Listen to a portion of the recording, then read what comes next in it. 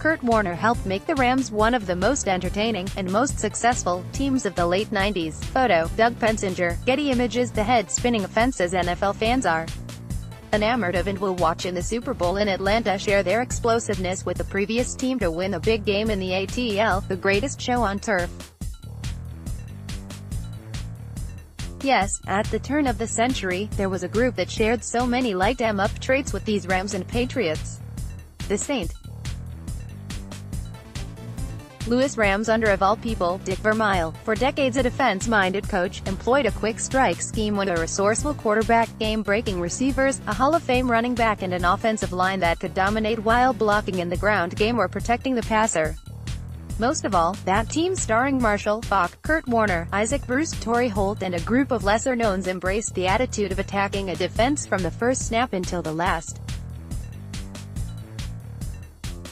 They weren't as workmanlike as the Patriots can be, and they didn't have a rising star overseeing it such as Sean McVay with the current Rams. What the 1999 Rams brought to the Super Bowl in early 2000 was a killer instinct when they had the ball that both of the teams will meet on February 3 also possessed, though not as spectacularly. That team and that era, football kind of saw everyone with a mindset of 3 yards and a cloud of dust in December and January, and you had to be able to run the football to win was kind of the mantra, said Warner, who entered the Pro Football Hall of Fame in 2017. We were one of the first to show you can win throwing first. I guess that is all relative with such an extremely talented team because Marshall ran for almost 1,400 yards, but if you think about it, we sort of started to usher in the new age, and fantasy football, and the fan bases of not just diehards. I think it became a new era of what the NFL would be about and what people would be seeing. That led to where we are at. People love offense and love to see scoring. Even a lot of the rules are kind of catered to allowing a little more freedom to do that. The freedom is so, well, free that this year, the NFL set records for touchdowns with 1,371, beating the previous mark in 2013 by 33, and was second to 2013 in points with 11,952. 3 teams, the Chiefs 35.3, the Rams 32.9, and the Saints 31.5, averaged at least 30 points per game. Kansas City scored 565 points, third most in NFL history. When the St.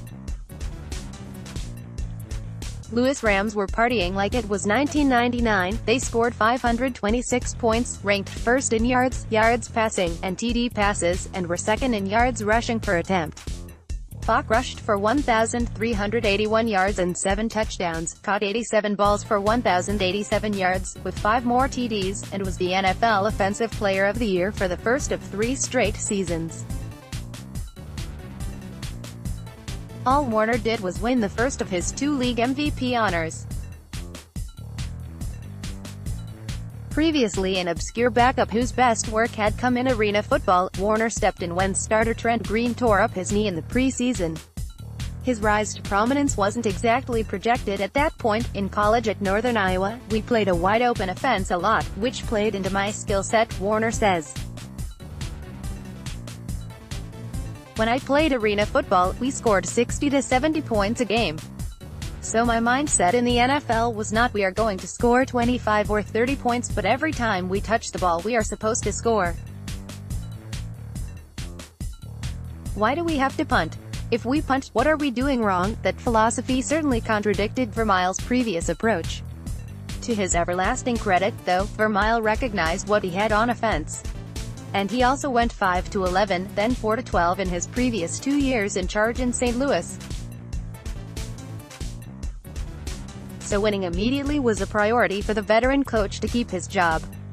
So he turned loose coordinator Mike Martz and the rest of the offense. The talent might have been a bit unrefined, but it was there, Vermeil has said. It was our belief we could be productive on offense, but does anyone really expect to be that productive? I am not sure of that. Well, Warner did. I never really saw the game a whole lot differently, he says. I was so used to going on offense and throw the ball and score and throw some more and score.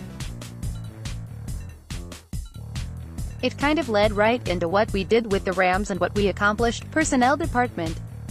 Patriots defensive play caller Brian Flores is taking a break from his Super Bowl preparations to meet with the Dolphins, who are expected to hire him as head coach after the title game. The Jets hired former Dolphins assistant Dowell Logans as their offensive coordinator and quarterbacks coach. Star receiver Larry Fitzgerald is returning to the Cardinals for a 16th NFL season. Saints cornerback P.J. Williams has been arrested and charged with driving while intoxicated.